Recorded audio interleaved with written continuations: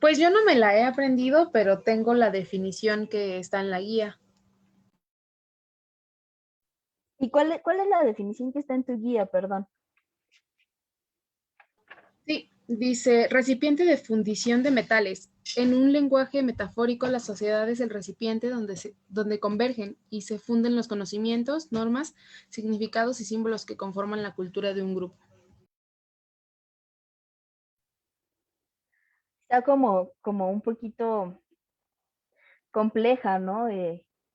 Pero también yo les pregunto, porque esta es otra cosa que suele pasar muchísimo en la escuela, con la que se van a encontrar también, tanto por parte de profesores como alumnos, este tipo de uso de palabras, que yo digo son palabras muy domingueras del antropólogo, pero les encanta, ¿no? Les encanta utilizarlas, les gusta hacerlas parte de su lenguaje y entonces hasta como que les da un sentido un poco de grandeza cuando las usan.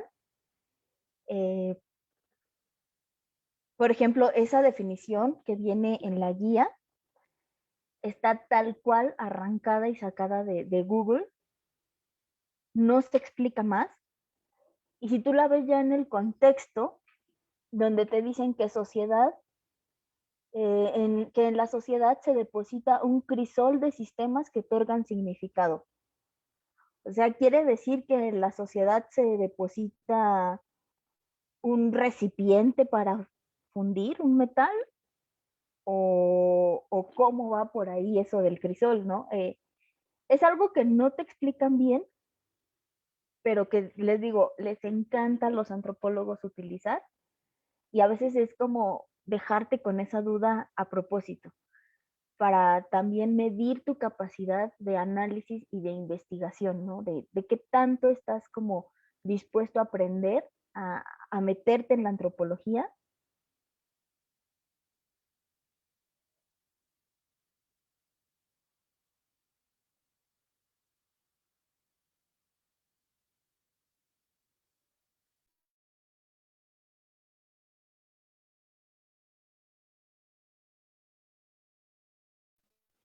Y entonces la verdadera definición es,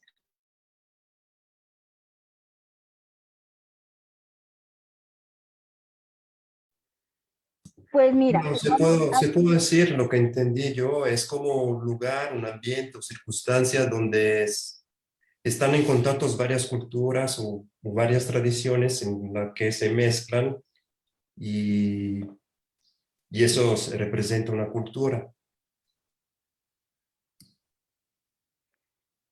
Sí, más o menos, o sea, si tú hablas de un crisol, como dice la guía, un crisol de sistemas que otorgan significado a la vida dentro de un grupo.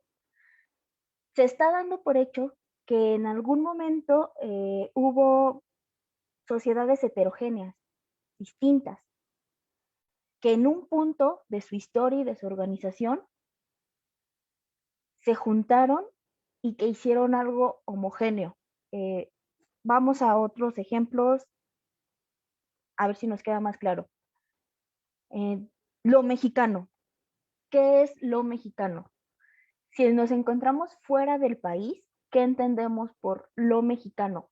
Algo muy homogéneo, que es una persona que le gusta el picante, que le gusta el tequila, que le gustan los mariachis. Cuando tú estés grande debes de estudiar así, ¿eh?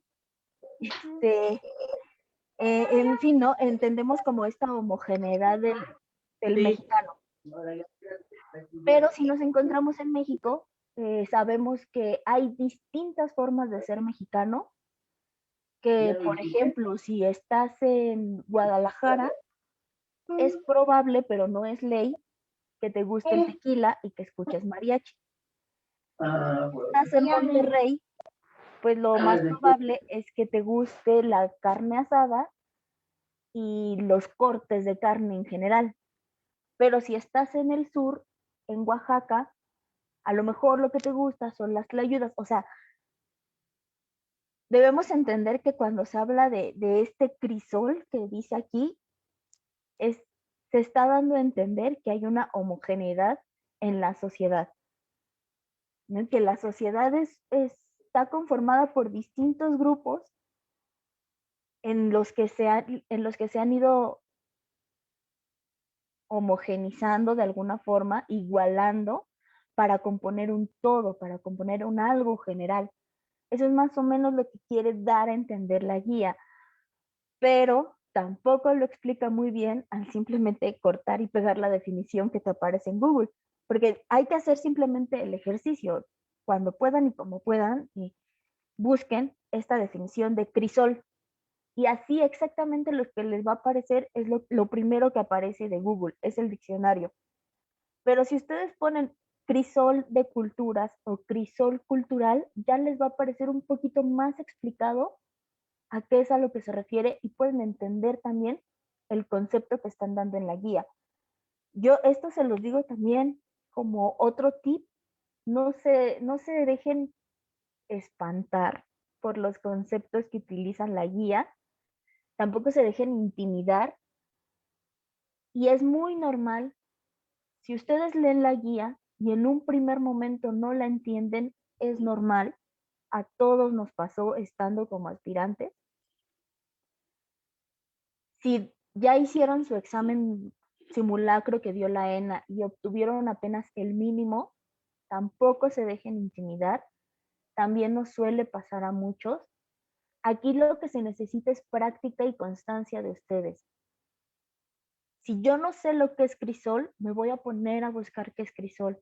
Si yo no entiendo por qué están hablando de culturas heterogéneas y homogéneas, voy a buscar las definiciones, pero no me voy a quedar con lo primero. Le voy a dedicar un poquito de tiempo y voy a ponerme a buscar algo más exacto, ¿no? Algo que me ayude a responder lo que la guía me está tratando de decir. Pero como les digo, o sea, tampoco se asusten si no lo entienden de momento. Algo que se les dice mucho como aspirantes es que tienen que tener el hábito de la lectura y que si no les gusta leer, están en la carrera equivocada.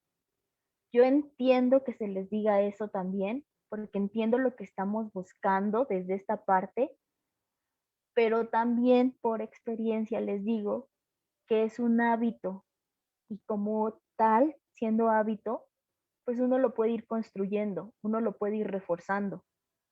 Entonces, si a ti te gusta la lectura, pero no lees un libro completo al mes, como a lo mejor tus compañeros, o te cuesta mucho leer por lo que te dejan en la ENA, que son en licenciaturas, vamos a suponer, 30 cuartillas de una semana a otra para el análisis, no se preocupen, todo es práctica y constancia y en algún momento esas 30 cuartillas a ustedes se les van a hacer nada.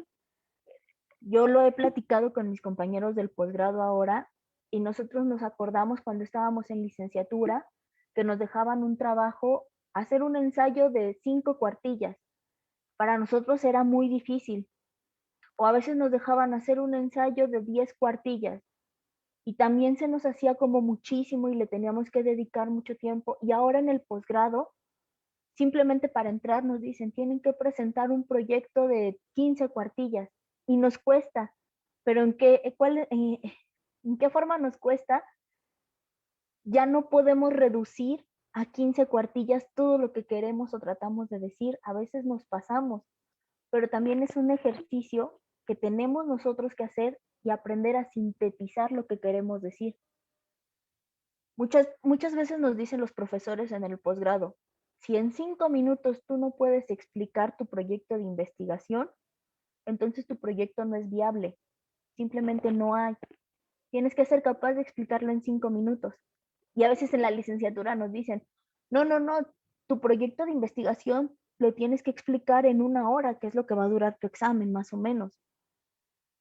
Pero les digo, todo es práctica, todo es constancia, no se asusten, tampoco quiero que sea un motivo para, ay, ya no voy a presentar mi examen a la ENA, porque leí la guía la primera vez y no la entendí. O sea, ustedes la van a ir entendiendo, la van a ir practicando poco a poco.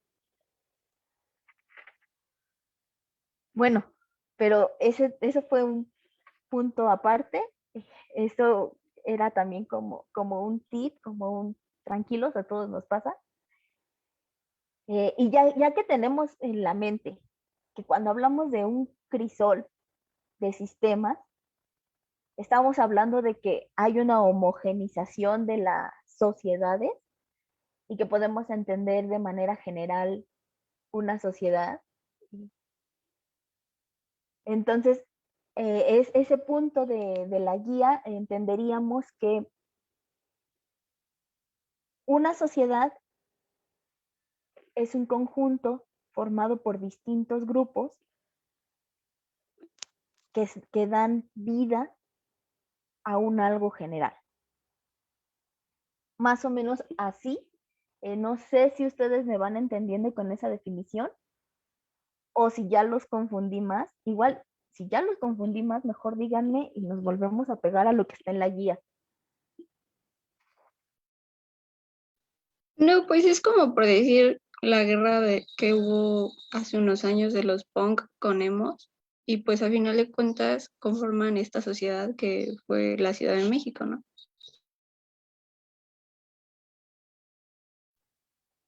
Sí, más o menos. O sea, ahí había dos grupos distintos que si tú los ves desde afuera, pues al final resulta que son adolescentes chilangos, ¿no? Pero ya estando dentro de la Ciudad de México o aún estando ya dentro de la comunidad de los emos y la comunidad de los punks, sabes distinguir y sabes entender por qué no son lo mismo, aunque probablemente en apariencia se puedan ver igual, porque digo, si yo los hubiera visto en ese momento, sin saber que eran unos y que eran otros, pues para mí eran personas que se vestían igual, nada más que unos usaban rosita y otros no.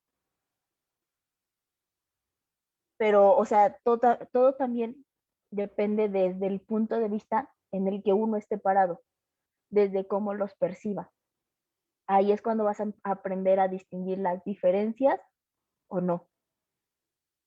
Pero bueno, vamos a volver a la guía. Vamos a pasar al punto 2.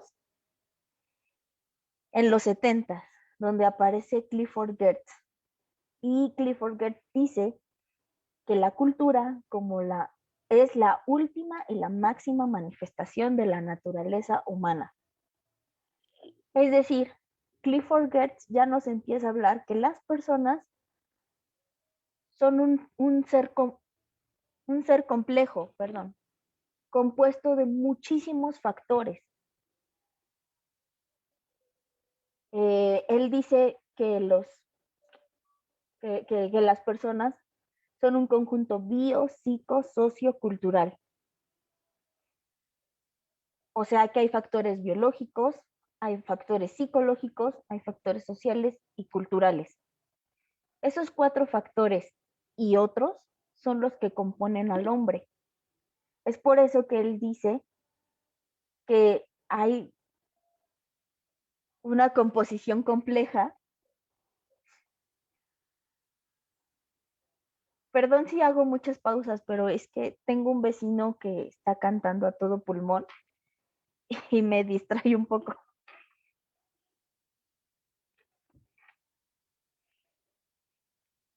Y en este momento en el que ya empiezan a entender los investigadores que hay relaciones complejas, que el mismo ser humano es complejo y que por lo tanto para explicarlo se necesita más de una herramienta, entramos entonces a ver a la etnología como una forma en la que se puede orientar y analizar la búsqueda de los rasgos distintos de los pueblos.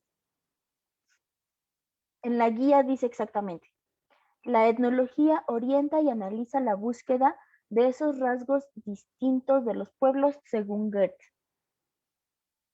Si ya en un segundo momento de la etnología ya se hablaban de diferencias lingüísticas, de diferencias biológicas, de rasgos, de apariencias, en este momento y con esta definición que lanza Geertz, entonces ya no solo hay que ver a las personas distintas por sus rasgos, sino distintas también por sus comportamientos. Para ejemplo de esto, y ahorita que está muy, muy, muy de moda, tenemos al asiático. Si tú desde acá, desde México, ves a los asiáticos, pues pueden parecer igual, ¿no? Porque todos tienen el mismo rasgo de los ojos y de la cara redonda. Entonces suele ser, bueno, podría ser un poco confuso, pero ya si te adentras, empiezas a ver que hay diferencias en la forma de comer, en la forma de vestir, obviamente en el lenguaje. Y por ejemplo, una diferencia psicológica podría ser también la presión a la que están sometidas las sociedades. Algo de lo que nunca se habla o casi nunca se habla es de esta presión social que tienen los asiáticos, de ser los mejores y entregar lo mejor para todo, lo cual los lleva a tratar de exigirse más. Y también ya si nos metemos en ese mundo, en los números, los índices de suicidios asiáticos son muy altos, pero es por esta presión en la que ellos tienen que ser los mejores y dar lo mejor.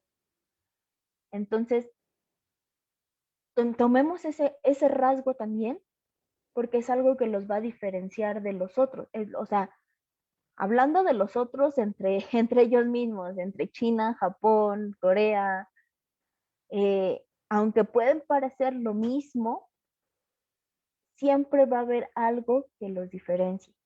Y estando dentro, vamos a pararnos en Corea, ya estamos en Corea. Está Corea del Norte y Corea del Sur. Hay que ver qué es lo que los hace diferentes. Se puede ver a simple vista qué es lo que los hace igual, pero ahora hay que encontrar estas diferencias, ¿no? Y estamos ya con Goethe en ese punto de la etnología. Si ya vimos que el ser humano es muy complejo, que tiene relaciones complejas, entonces vamos a ver cuáles son estas diferencias que los hacen tan complejos para poder entenderlos. Aquí ya no se va a tratar simplemente de describir al otro, o como en un primer momento de la etnología, de entenderlo para civilizarlo. Aquí ya lo que se va a tratar de hacer es de ver las diferencias y de cómo las personas se van construyendo con esas diferencias, con esas complejidades, y van formando primero sus propios grupos culturales y después sus propias sociedades. Recuerden que siempre una sociedad está compuesta de distintas culturas. Entonces, primero se va a formar la cultura y después el conjunto de culturas van a dar paso a la formación de las sociedades o de la sociedad.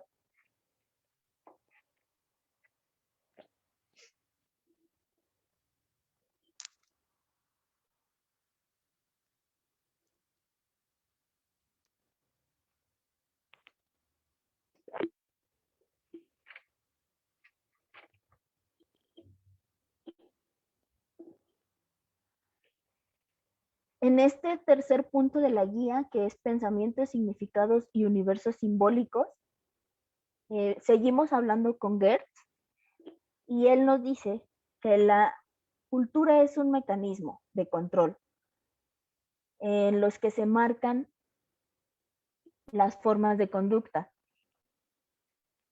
Ya entendimos que ese ser tan complejo en relación con otros seres complejos forman un grupo cultural que después forman una sociedad. Pero ¿qué es lo que los une? ¿Cuál es como, digamos, el hilo que dice la guía o lo que les da forma? Bueno, para Goethe es que justo todo esto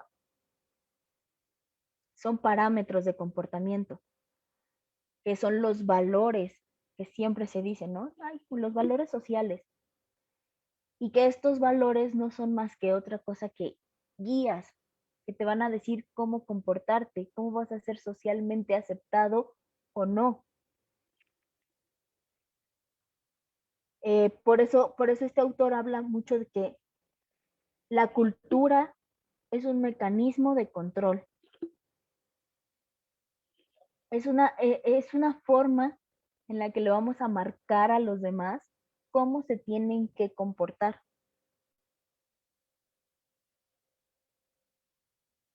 ¿Y por qué lo menciona? Porque al final de cuentas, estas son las diferencias. Otra vez poniendo ejemplos, por ejemplo, las sociedades en donde se aceptan los matrimonios de más de dos personas,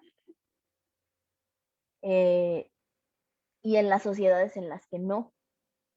Estamos hablando ahora, por ejemplo, de los árabes, en donde se pueden casar hasta con 4 mujeres los hombres, ¿no?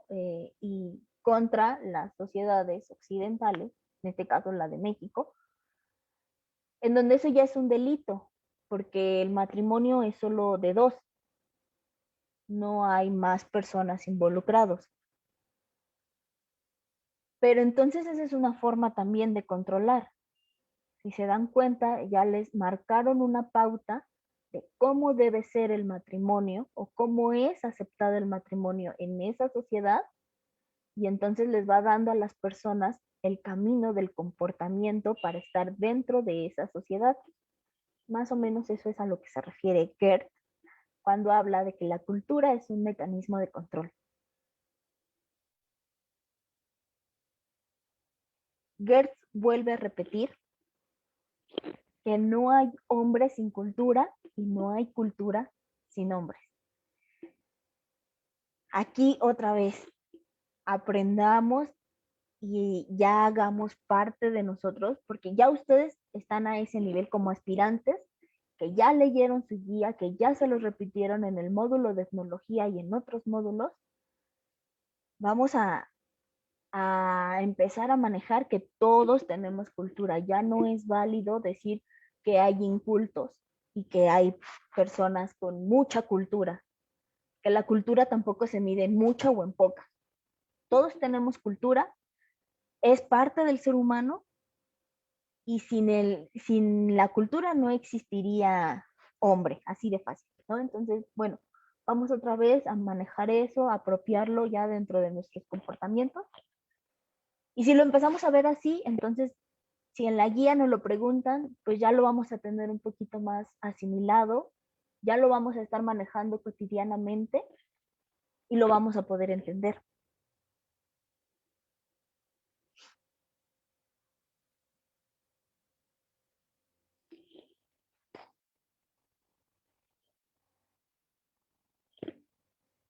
También en este punto nos hablan de qué es el pensamiento, y que el pensamiento es la circulación de los símbolos que asignan el significado de la experiencia.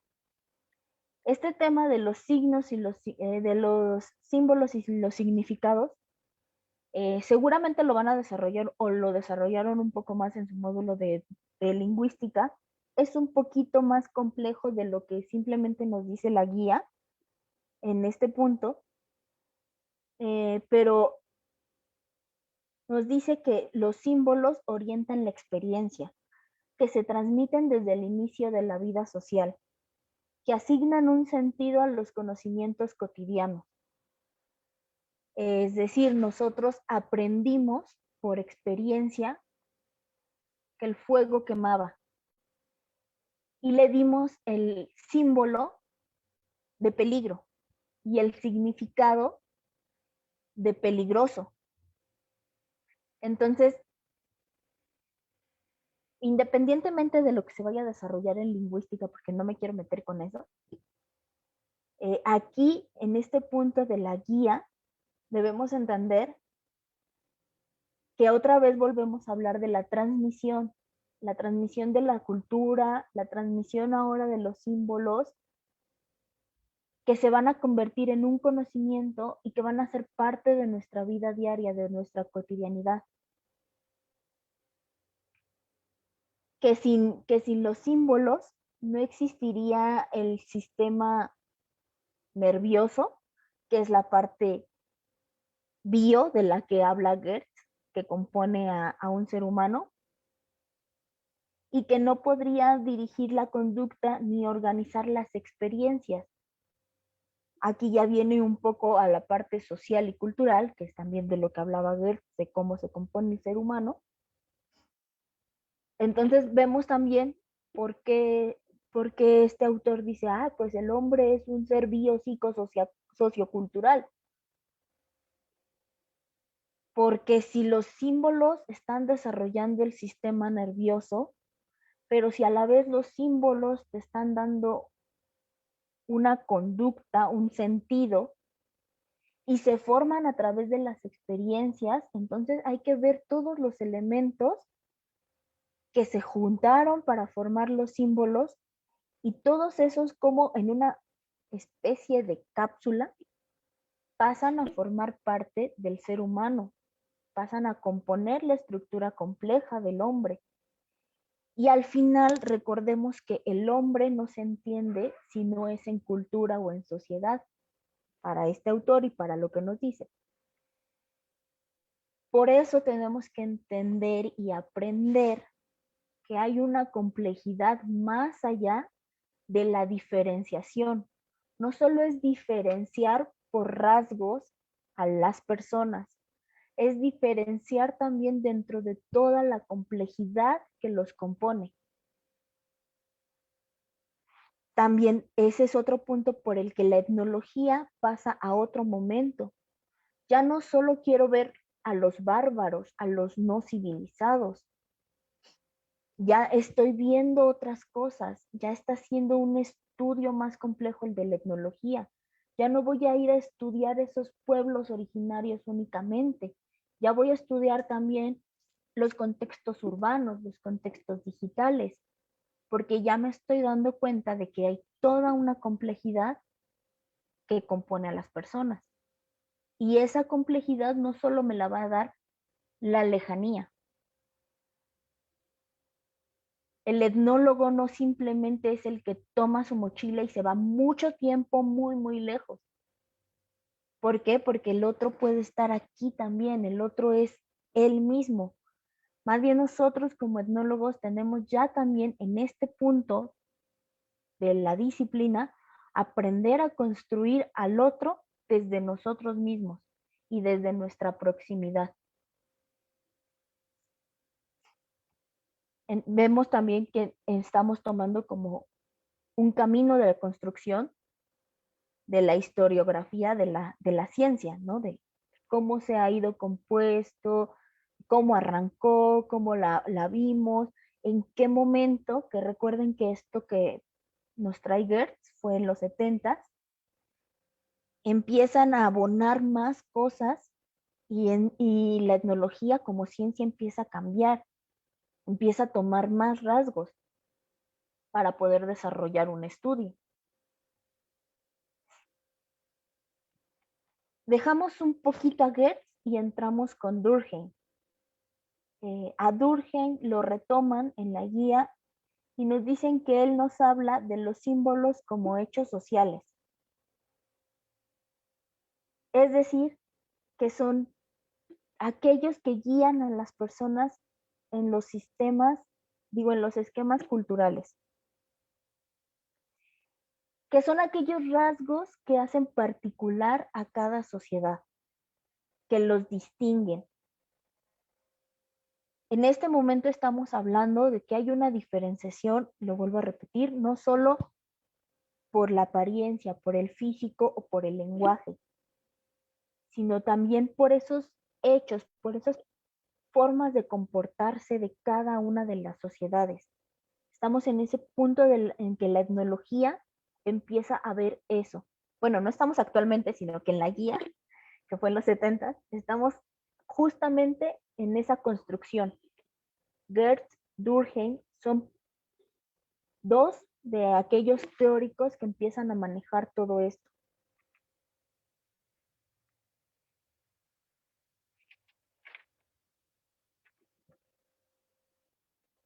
Y con esa parte de la guía nos vamos a quedar ahorita para pasar al punto 3, que es el quehacer del etnólogo y su metodología.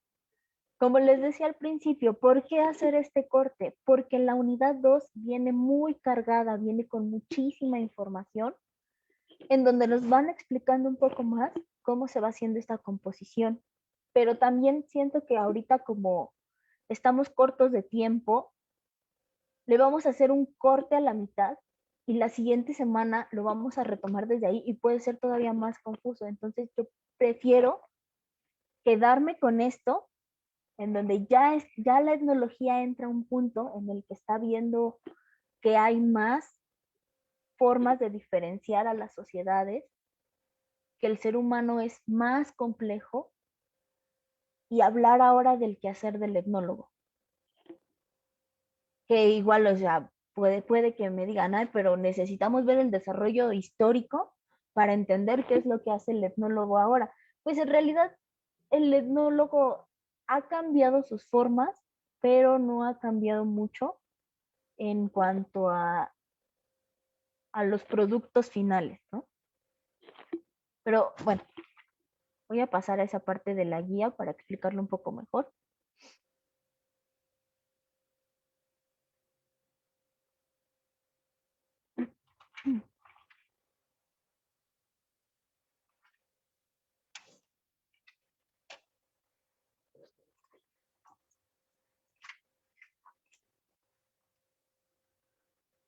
En la unidad 1 nos dicen desde un principio, perdón, otra vez.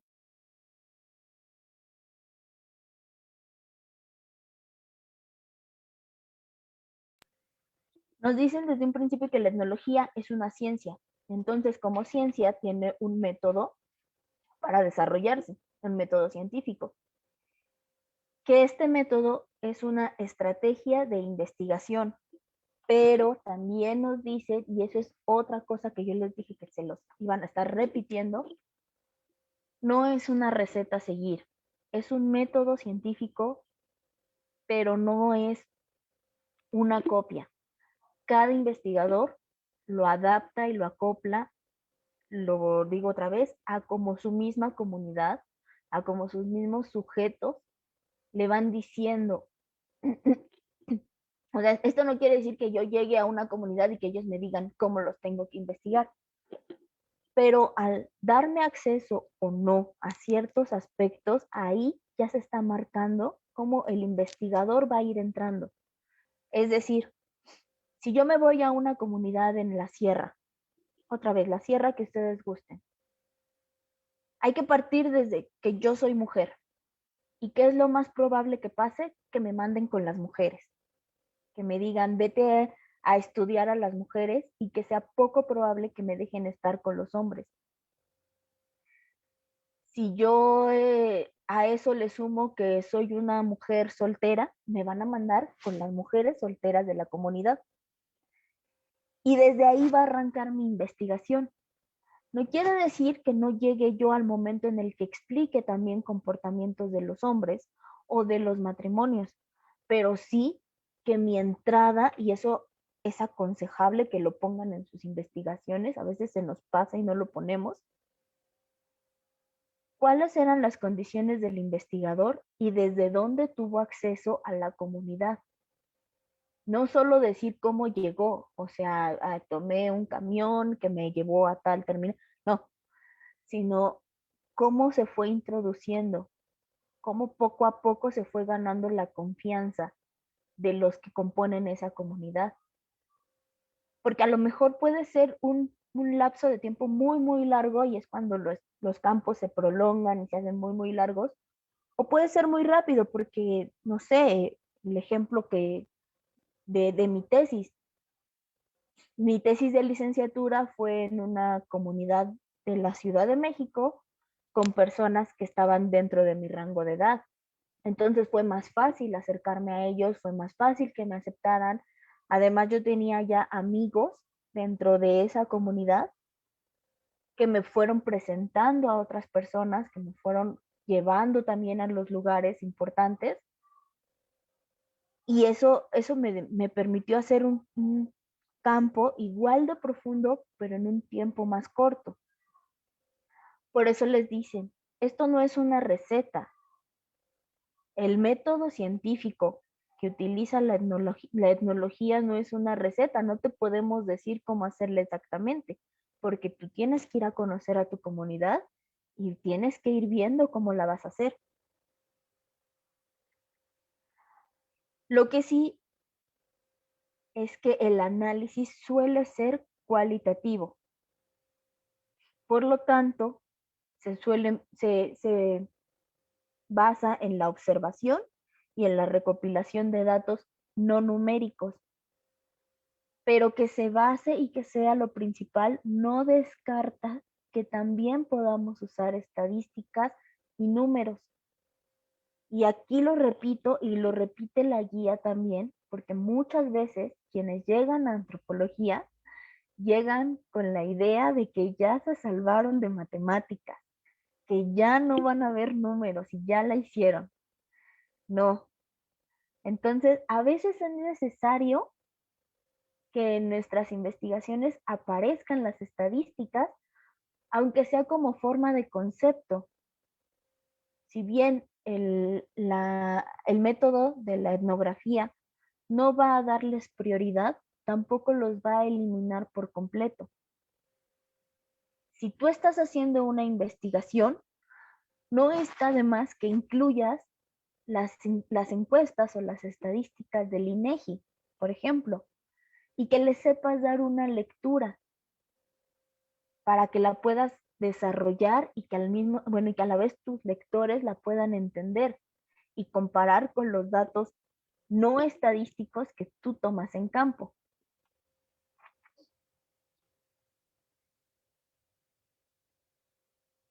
Nos dicen también en la guía que hay dos tipos de métodos de la etnología. Uno es el método deductivo y el otro es el método inductivo. El método deductivo es una lógica racional. No sé exactamente en qué página esté esto porque su numeración es distinta a la que yo tengo, pero si se van en la guía al apartado 3.2, metodología y teórica práctica, se van a dar cuenta cómo también el método ha sufrido cambios a lo largo de la historia. ¿Por qué? Porque empezamos, y lo traigo ahorita en esto de inductivo y deductivo porque tiene mucho que ver. La etnología empieza diciendo que hay que hacer una observación participante la llaman ellos. O bueno, se llama en ese momento. ¿En qué consiste? Según para Malinowski, que fue uno de los pioneros en este tipo de trabajo, el observador es una figura imparcial. Está ahí, pero al mismo tiempo no está ahí. Porque él nos explica que ha ganado la confianza de la comunidad tanto como para que ellos ya se comporten de manera normal y cotidiana frente a él. Bueno, eso es lo que nos dice Malinowski, ¿no? Que una vez que llegamos a campo y nos instalamos en campo, vamos a requerir de tiempo, pero que después de un tiempo vamos a ser ya no parte de la comunidad, pero sí parte de algunos aspectos. Es decir, ya no nos van a ver como el extraño que vino a poner su casa de campaña, ¿no? Ya va a ser una vista distinta, algo un poco diferente. Y eso para Malinowski habla de que les da una imparcialidad, una forma de ver al sujeto de la manera más natural, que se va a comportar de la manera más natural posible frente al investigador.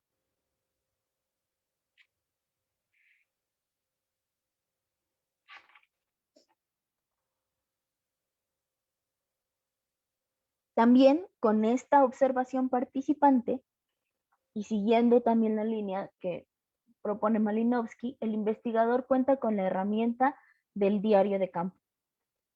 El diario de campo dividido en dos. Por un lado está lo que el investigador observa desde este punto imparcial. Y por el otro también está lo que el investigador observa desde él como persona, o sea, desde sus propios puntos de crítica hacia el comportamiento que está observando. Pero no hay que confundir, porque muchas veces de este diario de campo pretendemos que salgan nuestro producto que son las etnografías, y el diario de campo no es una etnografía. Yo recuerdo que en la licenciatura yo tuve a una profesora que cuando nos mandaba a campo, incluso nos calificaba el diario de campo.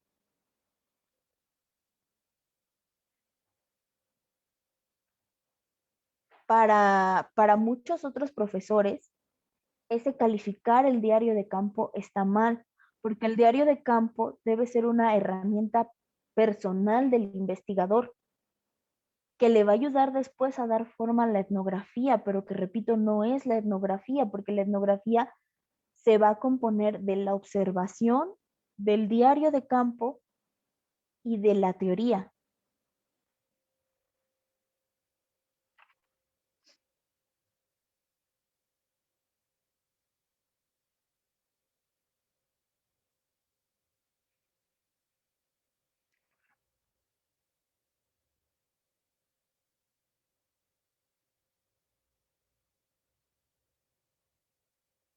También en la guía nos dicen que el espacio que se elige para investigar va a determinar el tipo de técnicas que se empleará. Es un poco lo que les decía, no solo el espacio, sino también quién es el investigador. No podemos llegar a aplicar la misma metodología a todos lados. Simplemente no nos va a dar. Y no quiero decir que si la aplicamos nos va a dar resultados incorrectos o nos va a dar resultados correctos. Pero es que si ya entendimos, si nos quedamos en el punto de la unidad 1, en el que las personas son diferentes por muchas cosas más allá de sus rasgos físicos, entonces, ¿por qué pretender que el campo se tiene que hacer de la misma forma? Que el trabajo de campo se tiene que hacer igual. Y aquí en la guía se los marcan también. Desde el momento en el que tú eliges un tiempo y un espacio para colocarte y empezar tu investigación, ese tiempo y ese espacio van a definir cómo tienes que hacer tu trabajo de campo, cómo puedes implementar tu metodología.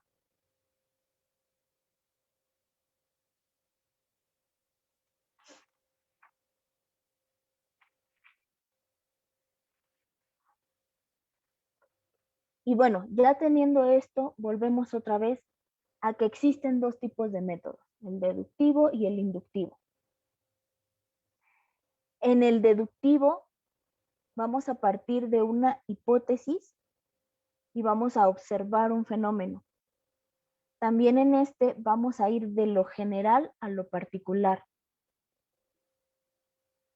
Lo que les decía, ¿no? Yo llego y empiezo a observar a las mujeres solteras de una comunidad porque es en donde me empiezan a abrir espacios, en donde empiezan a hablar conmigo, en donde yo puedo tomar ese papel de observador imparcial y poco a poco, con el tiempo, ya me voy a ir abriendo más espacios, voy a ir de lo particular a lo general.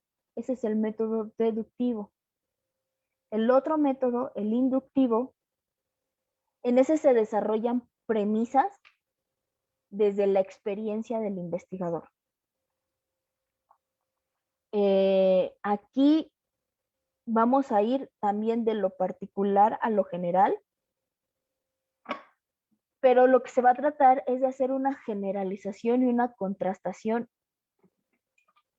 entre dos sociedades o dos culturas diferentes o dos grupos de edad distintas, porque también a veces cuando decimos que queremos hacer un contraste como investigadores que empezamos, todo esto hablando desde tu primera investigación de licenciatura, a veces somos muy ambiciosos y queremos explicar muchísimas cosas y queremos hacer unas mega explicaciones y nos cuesta trabajo.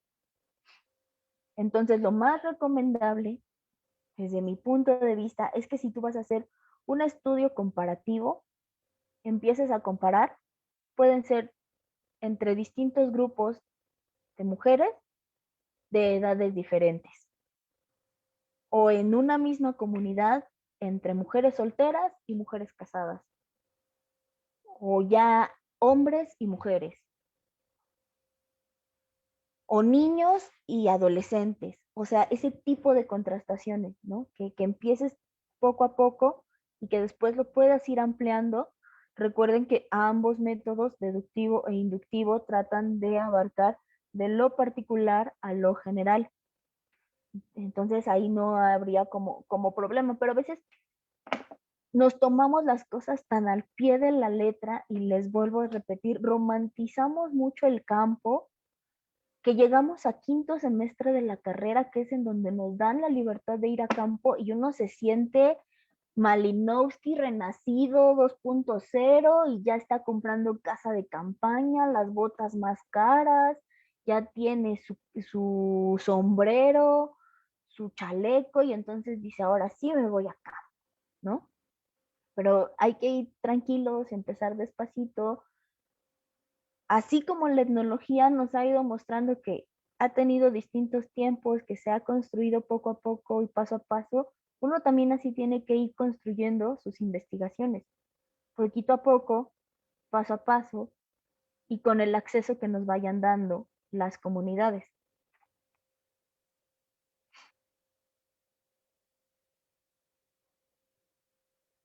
Nos habla del método comparativo, esto que les estaba explicando, ¿no? Entre grupos, entre géneros, entre comunidades. Eso es algo muy característico de la etnología. Si algo diferencia el método etnográfico aplicado en la etnología, es que siempre va a buscar comparar. En mi caso, por ejemplo, que yo hago estudios en redes sociales, comparo grupos en este caso en el de la maestría, hice un estudio en Facebook sobre los memes y mi comparación fue entre grupos políticos a favor del gobierno actual y grupos políticos en contra del gobierno actual. ¿Cuáles eran las formas de manejarse? ¿Cómo hablaban el uno del otro? Empiezas a ver que se llaman chairos y fifís. Empiezas a darte cuenta también que hay una forma de atacar a la persona a la que están siguiendo. Por ejemplo, unos lo llaman peje, otros por el lado de los seguidores lo llaman AMLO. Entonces hay una diferencia. Los opositores le dicen peje, los seguidores le dicen AMLO. Otra diferencia es que los opositores le dicen López y los que están con él le dicen López Obrador. Entonces, ¿por qué se da? Ahí ya hay una diferencia, si se dan cuenta, es ¿qué tiene el apellido López, no? ¿Por qué los opositores remarcan que es un López? Entonces, ese tipo de cosas de comparación es algo que el método de la etnología va a siempre poner por delante y es algo que se va a volver característico.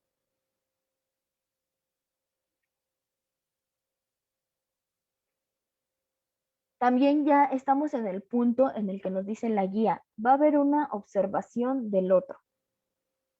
Volvemos, no tiene que ser un otro lejano. En palabras de la guía nos dice, el otro entendido desde el etnólogo. Si ahorita yo estuviera haciendo un estudio de esta sesión de Zoom, ¿quién es el otro para mí? Ustedes, los aspirantes, los estudiantes. Si ustedes como aspirantes estuvieran haciendo una investigación, ¿quién es el otro para ustedes? Los que estamos dando las asesorías. Y entonces vamos a ver cómo se comportan los asesores. Ah, no, pues la mayoría traen presentaciones o no traen. O a muchos les gusta que participen, a muchos no. Ese tipo de cosas, ¿no? Hay que aprender a construir al otro sin importar su distancia. y siempre se va a comparar al otro con el investigador. Aunque no lo hagamos a propósito, aunque no se quiera, no hay que olvidar que el investigador es un ser humano. Como tal, tiene su propia cultura y su propia formación y sus propias normas y particularidades. Y siempre arranca comparando desde él, que es un poco lo que pasaba en la primera etapa de la etnología. ¿Se acuerdan? Cuando llegaban los que venían a comerciar, los comerciantes, y venían con el discurso civilizatorio. ¿Por qué? Porque estaban comparando desde ellos. Desde ellos, pues el otro no era civilizado porque no se comportaba como ellos. Desde ellos, el otro no tenía cultura. Entonces era trabajo y labor de ellos civilizarlos y darles cultura. Ahora ya no vamos a hacerlo así, pero sí también es cierto que vamos a entender al otro desde qué es diferente a mí. Para empezar, ¿qué soy yo? Bueno, pues yo soy una persona que nace en la Ciudad de México, crece en la Ciudad de México, sus estudios los hace en la Ciudad de México, y entonces, ¿quién es el otro? Es alguien que vive en el Estado de México, que ha ido a las escuelas en el Estado de México. Desde ahí empiezas a comparar para seleccionar un otro.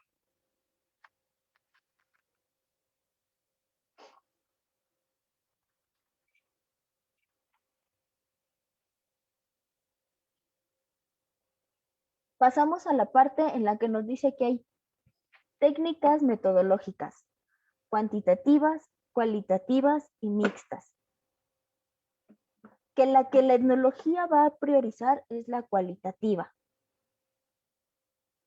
Es decir, que nos vamos a enfocar en el punto de vista de las personas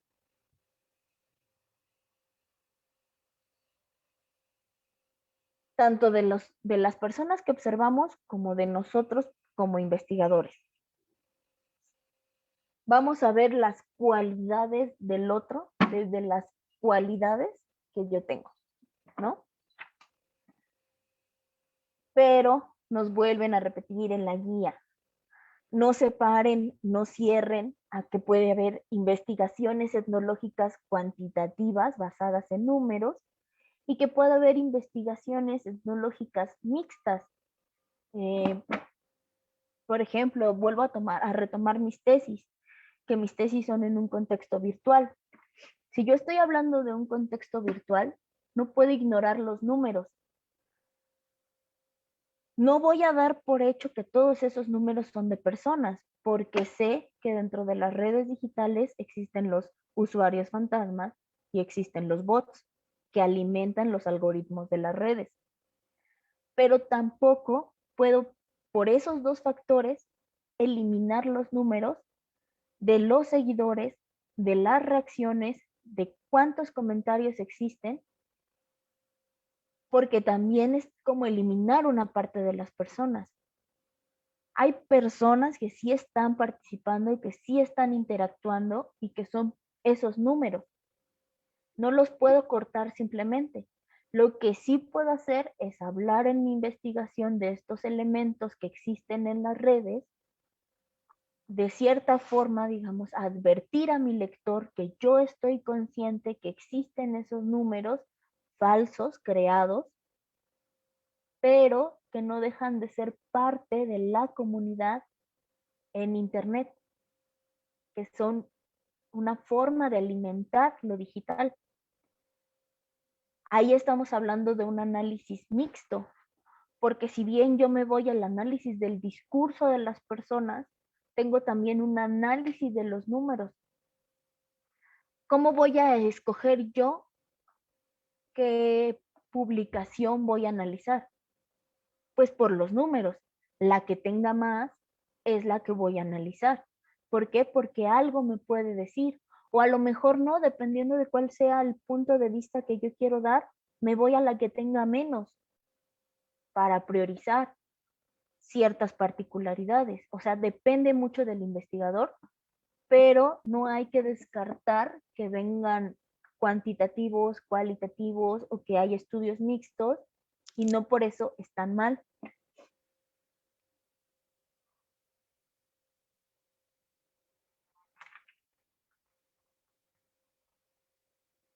Ya en la parte del quehacer del etnólogo en el mundo actual, que creo que esa es una parte que yo entiendo que a ustedes como aspirantes a veces como que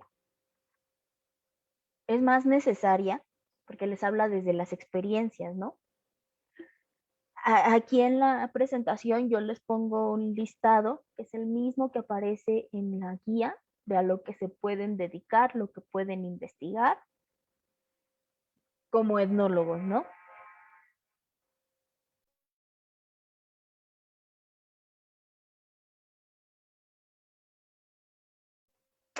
Y también en su guía se lo sintetizan mucho diciéndoles que el etnólogo puede ser investigación pública o privada, que básicamente la privada va a ser la investigación de mercados, que se pueden dedicar también a la museografía, a la docencia o al documental etnográfico. Y todo eso es cierto, el etnólogo está capacitado para hacerlo, pero tampoco lo deben de confundir con el campo laboral. El campo laboral es otra cosa muy distinta, eh, sobre todo en la actualidad en la que estamos viviendo. Tampoco es para que se desanimen a ya no estudiar antropología o ninguno de sus derivados, pero creo que en este mismo propedéutico hay otro espacio en el que se habla del campo laboral actual y hay que saber diferenciar campo laboral a el quehacer del etnólogo, ¿no? Como lo llaman aquí en la guía. ¿Qué está capacitado un etnólogo para hacer? Porque un etnólogo puede hacer investigaciones de mercado. ¿Qué es lo que se prioriza en las investigaciones de mercado? Los números, pueden ser, pero también depende de la marca, porque a lo mejor es una marca muy particular que tiene ya un enfoque de un mercado muy, muy preciso y qué es lo que va a priorizar. Vamos a ver, por ejemplo, el comercial de Bonafón, eh, que lanzaron en el contexto del Día de la Mujer.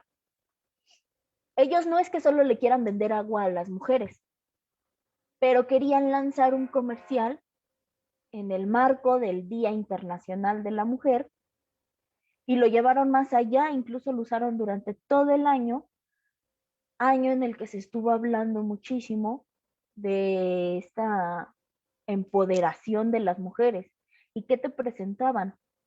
Mujeres que en distintos aspectos y ámbitos habían sido poderosas, habían sobresalido, había desde bailarinas, gente de YouTube, artistas, escritoras, todas tomando así bien rico y delicioso su agua Bonafón y al final diciéndote así el mensaje claramente y directo a la cámara, ¡pum! Yo puedo, ¿no?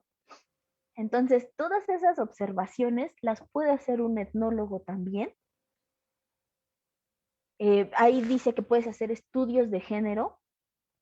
Estás capacitado como etnólogo para hacer estudios de género y al final esta marca en específico para esta campaña era lo que estaba buscando, un estudio de género que le diera a su equipo creativo las pautas para poder hacer este comercial.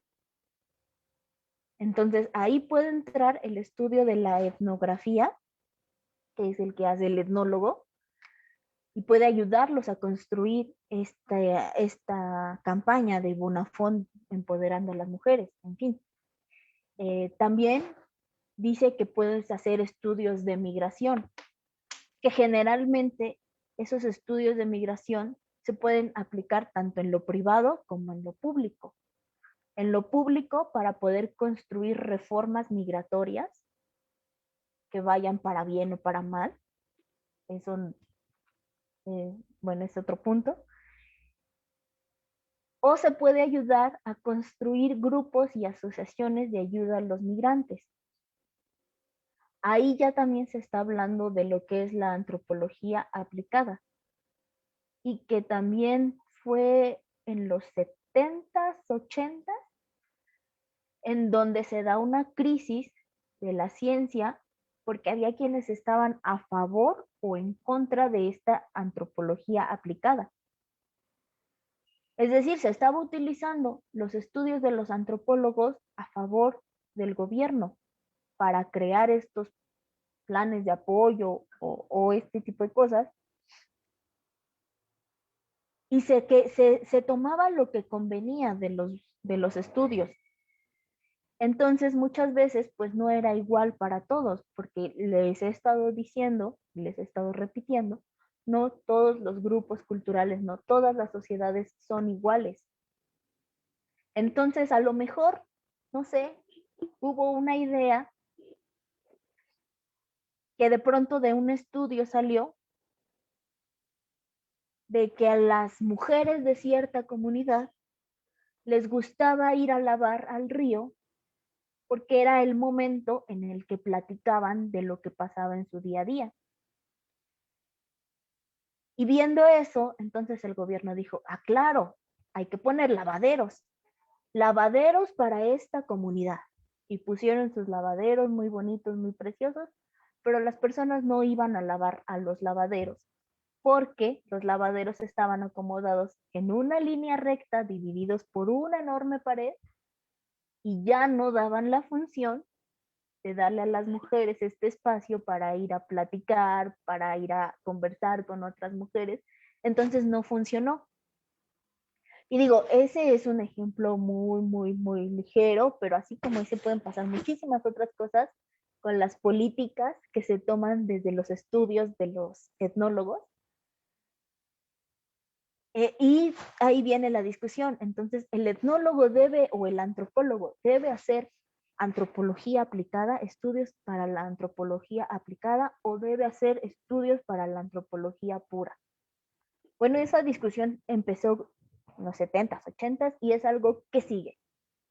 Todavía y en la actualidad está el debate. ¿Debemos centrarle a la antropología aplicada y vender los conocimientos?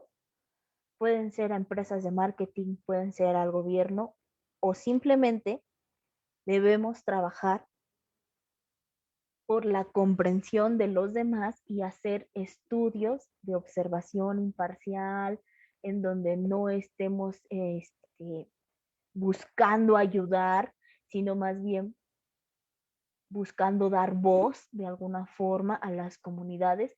¿Qué es lo que el etnólogo debe de hacer?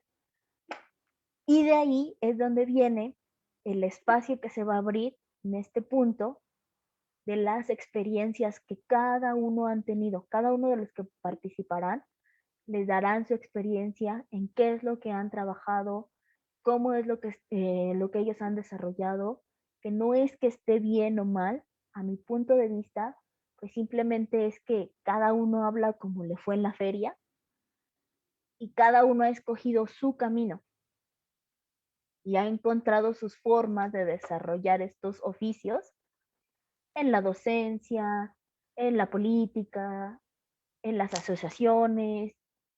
Cada uno les dirá en el momento que llegue esta presentación, o cuando ustedes ya les toque estar ahí, cuando ustedes lleguen a ese punto de la carrera, van a definir qué es lo que quieren hacer. Pero por ahora ustedes ya saben que son capaces de hacer estudios en grupos indígenas, en tribus urbanas, estudios de política, de religión, de migración, estudios de género, que pueden hacer estudios en las redes sociales también, porque son capaces como etnólogos ya de tomar diferencias, de ver comportamientos, de analizar cualidades, de analizar también cantidades y formar una investigación. Yo por eso igual quería ahorita diferenciar un poco entre el quehacer del etnólogo y el campo laboral, porque he escuchado y he visto desde que me invitaron a hacer estas asesorías que se preguntan y se preocupan muchísimo por, bueno, ok, lo estudio y luego, ¿qué voy a hacer? ¿Qué va a pasar? Yo creo que esa pregunta de y luego ustedes mismos se la van a contestar y se la tienen que contestar. Como les digo, uno les puede hablar, compartir sus experiencias desde cómo le ha ido a uno, desde cómo se abrió camino, y puede que les resulte la experiencia más asombrosa del universo.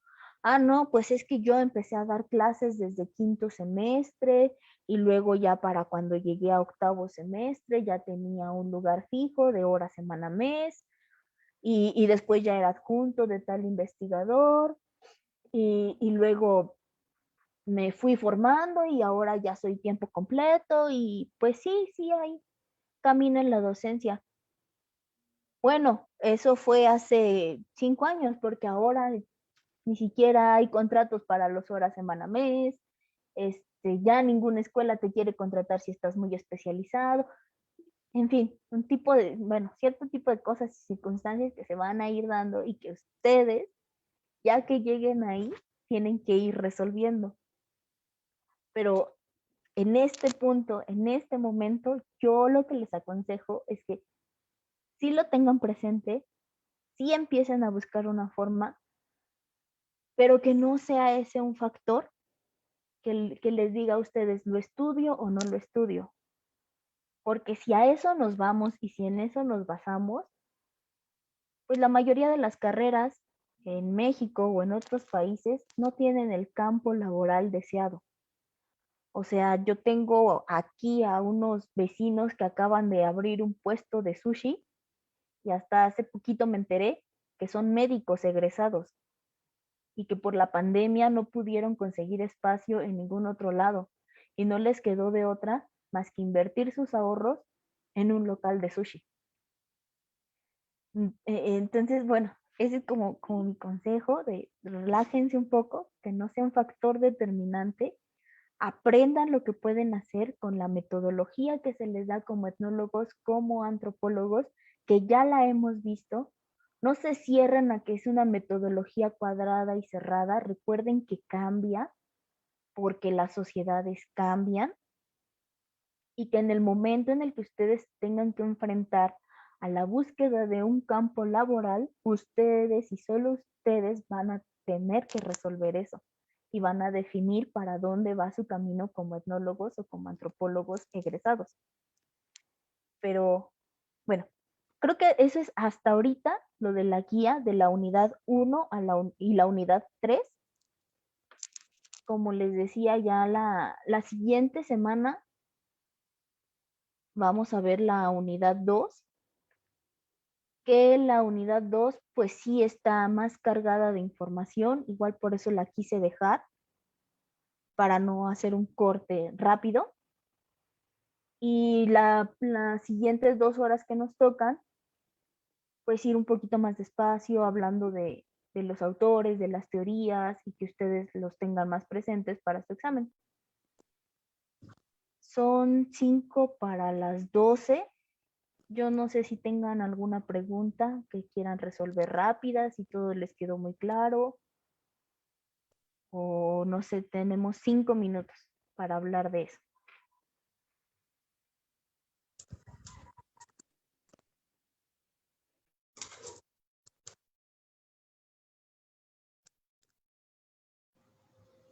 Yo,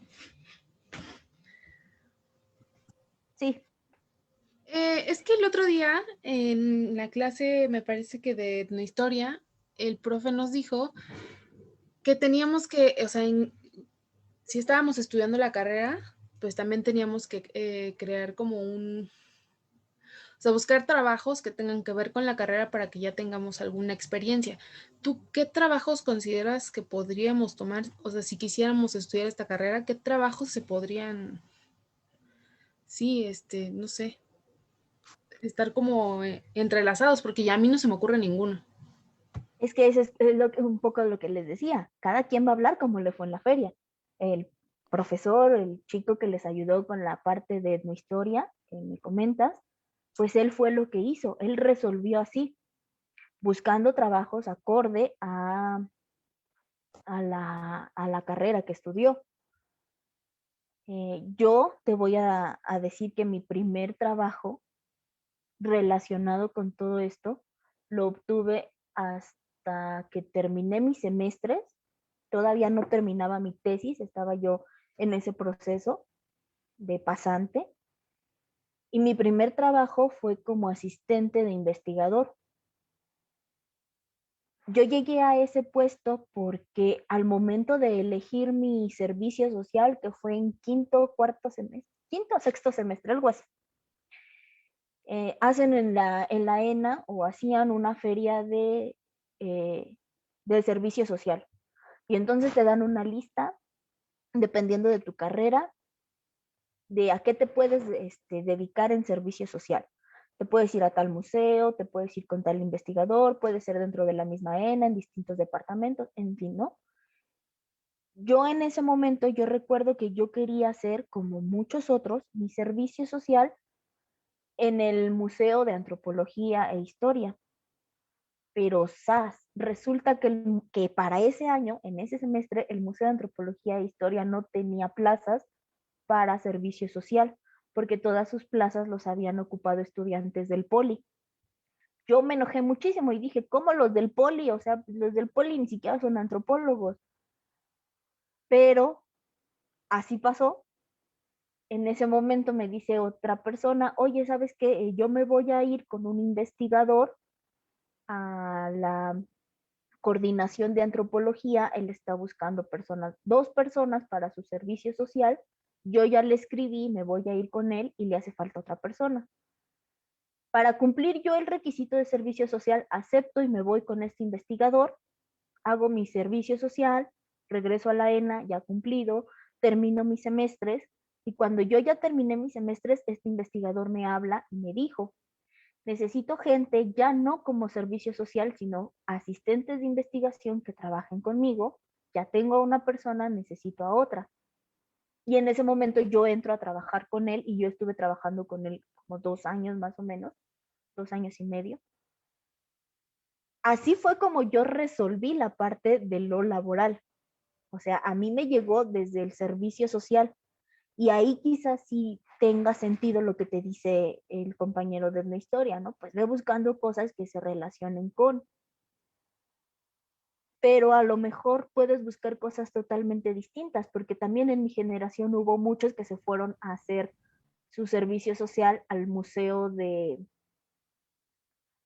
Economía, Interactivo de Economía, el MIDE, no sé si lo ubican, que está en el centro histórico. Y de ahí, haciendo su servicio social en ese museo, muchos se quedaron a trabajar también en oficinas o se quedaron a trabajar como los que dan las guías y los recorridos. O sea, depende de cómo vayas tú resolviendo. A lo mejor ahorita, como dices, no se te ocurre nada, pero tranquila, todavía no empiezas la carrera. O sea, todavía tienes 8 semestres para que te lleguen las respuestas de qué es lo que tienes que hacer y por dónde va a ir tu camino. Esa sería como mi respuesta. O sea, tómenselo con calma y disfruten la carrera. No estén pensando desde el primer semestre, ay, ¿a qué me voy a dedicar? Porque eso les agrega un poco de estrés. Al estrés que ya van a tener por la carrera, el estar pensando desde el primer semestre, ¿cuál es el campo laboral de la etnología? Les va a generar más estrés. Entonces, si quieren entrar, si quieren estudiar todo esto, disfrútenlo, vayan conociéndolo, vayan viendo también cuál es su tema de investigación para su tesis. Ese sería mi primer punto. Tomen los primeros meses, los primeros semestres para conocer la carrera. A la mitad de la carrera empiecen a elegir cuál es su investigación con la que se van a titular. Y ya que elijan cuál es la investigación con la que se van a titular, pueden ir viendo su camino laboral. Es un poco como lo que les decía ahorita del método etnográfico. Primero hay que escoger un territorio, luego hay que escoger un tiempo y luego ya vamos a escoger cuál va a ser nuestro sujeto de enfoque y hasta vamos a ver qué vamos a aplicar. Una encuesta, historias de vida, observación participante, o sea, todo es poco a poco y conforme se va dando. No hay que adelantarnos mucho. Ok, gracias.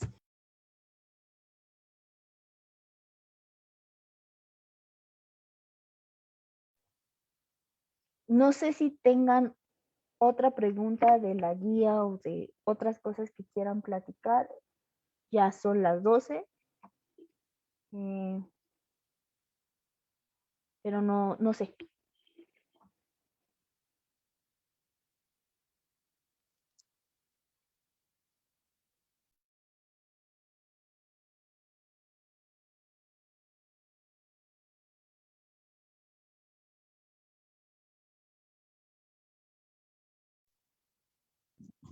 Chicos, si no hay más preguntas, damos por terminada esta sesión para dar paso a la siguiente.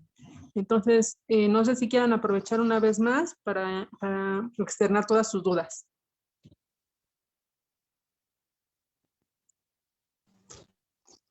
No, ¿Nadie? muchas gracias. Ok. ¿Segurísimos? A la 1, a las 2, a las 3. Ok. Pues muchas gracias, Karina.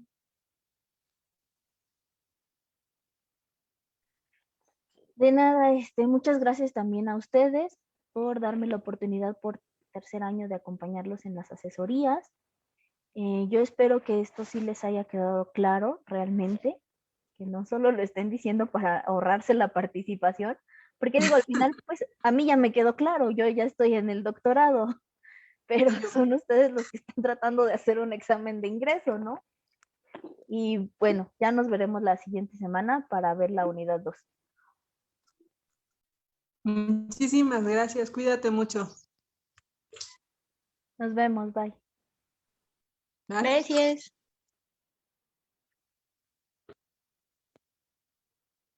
Chicos, ¿quieren esperar un ratito más aquí o nos salimos y volvemos a entrar?